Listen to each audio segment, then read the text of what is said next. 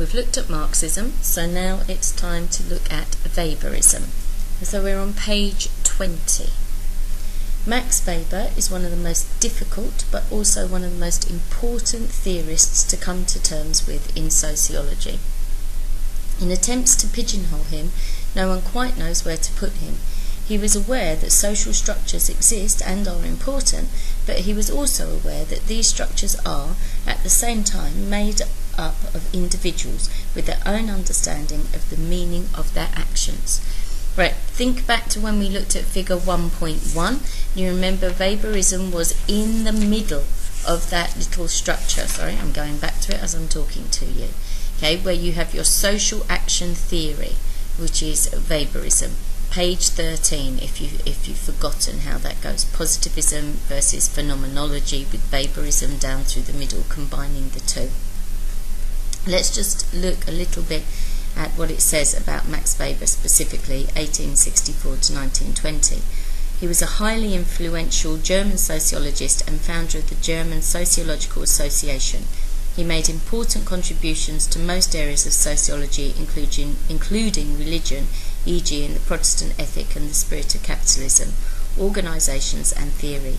His criticisms of the limitations of social science are particularly important. So let's look at Weber in relation to Marx, because this is where most people consider the starting point to understand what he was talking about. One of the standard sociological cliches is to say that Weber's work amounts to a debate with the ghost of Marx. This is a phrase which is meant to highlight the similarities as well as differences between the two. Weber was, in part of his work, pointing out an alternative theory to Marx's materialism, but much of his output was concerned with completely different areas of sociology. One reason for this was that while Marx was concerned to develop a revolutionary theory for the proletariat and their allies, Weber, as a co-founder of the German Sociological Association, was more interested in establishing sociology as an academic discipline. So he's not looking for a revolution, social revolution, he's looking at it from an academic viewpoint. If Weber's ideas seem hard to grasp, it is because Weber was a complex and profound thinker, because his ideas are difficult and sometimes even contradictory and the subject of continuing debate. But often if you're thinking things through, you need to find contradictory theories, otherwise you don't move forward. So we have to think that, this was what Weber was doing. He was trying not to just go, there, I found the answer, but actually to develop it on and to dig deeper into those things that were going on.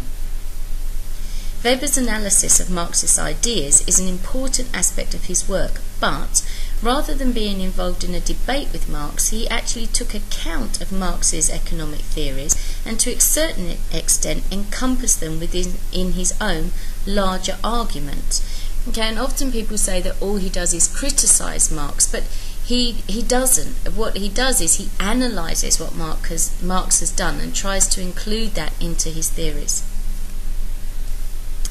He agreed with much of the economic theory which Marx put forward, but he attempted to describe a more complex system of stratified inequality in capitalist society.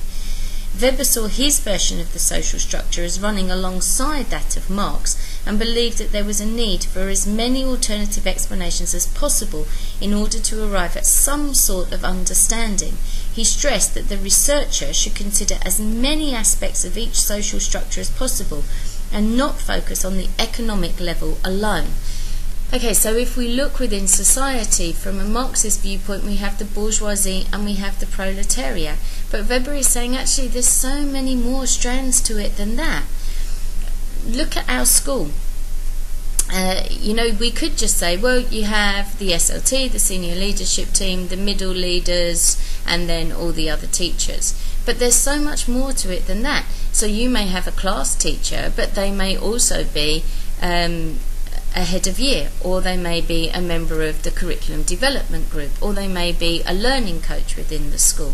Okay, so they have all these different roles. Okay, I'm on the SLT, but I'm also your classroom teacher.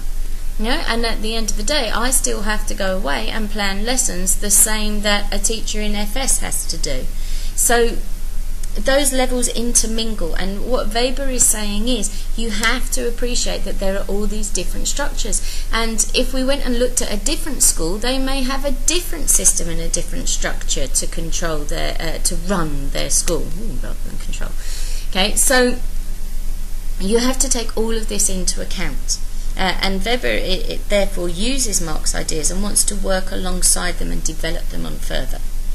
To study each society, the sociologist must study its history, its economy and its culture, and attempt to understand that culture.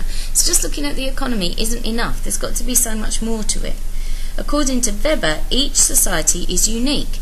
History was important. He did not see it as just the history of class struggle. Like Marx, Weber saw that conflict is of great consequence in the analysis of human actions. Economic class, he believed, is often a source of conflict, particularly in capitalism, but economic relations are not the only source of conflict in society. Okay, so having your powerful owner who tells you what to do and gives you your job could be a source of conflict, but there are so many other things that cause conflict in society, not just the economical side of it. And that's what Weber wanted to emphasize, that we needed to bring in more strings to explain exactly what was happening. Rationalization. Weber considered that the growth of rational thinking, a scientific way of understanding, was taking over from previous supernatural sacred ways of looking at the world. The concept of rationalization of thought plays an important part in his theories. The industrialization of societies and the growth of complex social structures required a cultural outlook which could cope with rapid change. It was no longer enough to put it all down to God or the devil. Humans needed more satisfying explanations to help them take control of their lives. Okay, so Weber is saying, look, society is moving forward. We're not just going to be happy with going, well, you know, that's the work of the devil, that's the work of God. We need, our minds are capable now of being able to understand more because we're getting a better education and because we're being taught to think in different ways.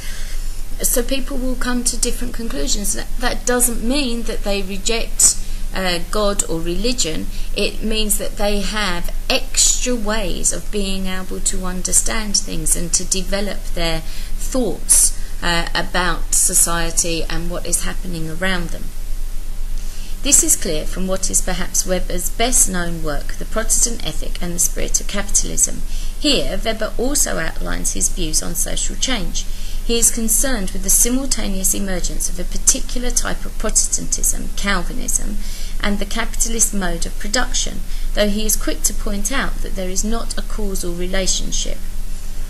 Okay, so it's not just Protestantism per se, but Weber was looking specifically at Calvinism. Okay, remember he's German, and Calvinism was the form of Protestantism that he would have been experiencing and seeing all around him in Germany. Now, from that previous paragraph, you could think that maybe he is rejecting religion because he's saying that people should be using rational and scientific thought to get to things, but he's saying no. Actually, these two things work together. But they don't cause each other. That's the important thing to remember. So one did not cause or invent the other. Rather, they happened to arise at the same time and complemented each other. Oh, I could have written this book. He calls this an elective affinity. It is a good example of the need to understand all the aspects of a culture that make society work. Calvinism preached that only a chosen few could get to heaven. Its followers did not know who was among the chosen, so the best bet was to be honest, hard-working, thrifty, and live decent, sober lifestyles. These attributes happen to fit in well with the spirit of capitalism, being a more rational approach to economic organisation.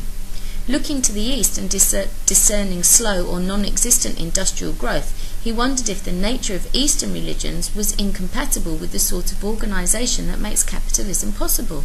His later religious studies centred on this.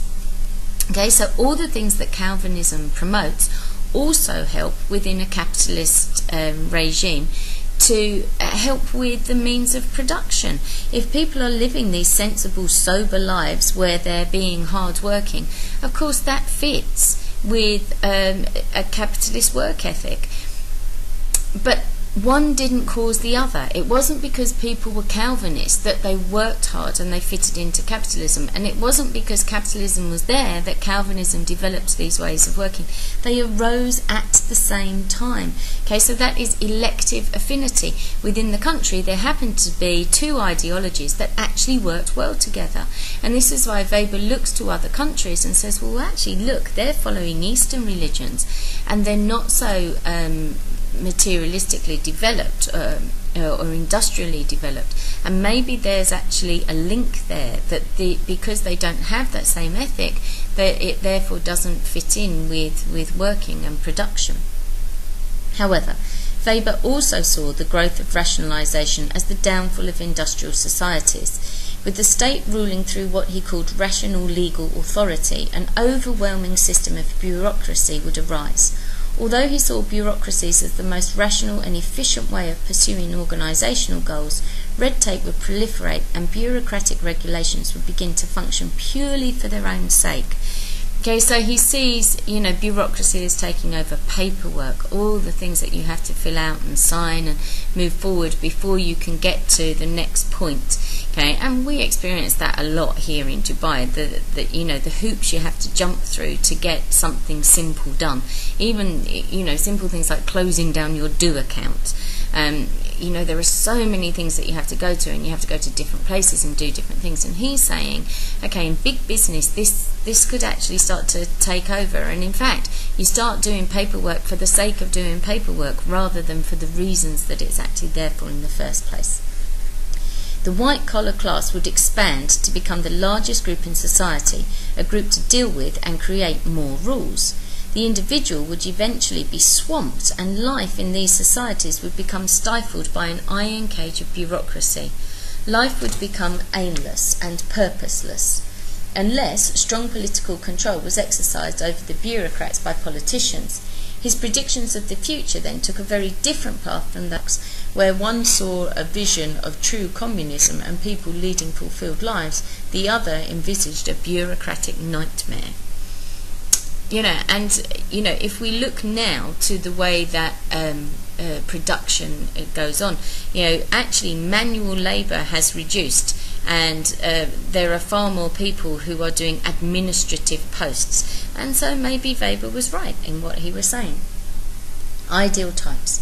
A major concept that Weber introduced is that of the ideal type, a model idea which is used to help the researcher when studying an area of society. This ideal can never be a reality, but it is used as a perfect hypothetical example against which realities, such as the organisation of the church, market competition or bureaucracies, can be compared. For Weber, any theory in society was an ideal type. So again, think back to Marx. Maybe Marxist communism was an ideal type, and what we should be saying is, right, his type wasn't wrong. This is just what happened when it was put into society, and now we can judge it, and we can draw analyses from it and decide on the value and benefit of it. As well as making important contributions to the sociology of organisations, religion and stratification, in fact most areas of sociological theory, Weber also initiated and developed some of the central methodological debates that persist today, particularly the ideas of value freedom, discussed later in this chapter, and the importance of interpretation. Okay, so he really wanted to develop sociology along as an academic and rigorous study. In another of the cliches of sociology, to say that Weber is the father of interpretive sociology, though this perhaps overstates the case. In a number of texts, Weber highlighted the need for sociology and social science to move away from seeing human behaviour as a response to external stimuli, and instead to develop an understanding of what he called social action. By this, he meant human activity in a social context that is conscious, meaningful and purposive, not reactive. So we choose to do things. We don't just do them because something else happens to us. We are the ones that instigate those things that happen.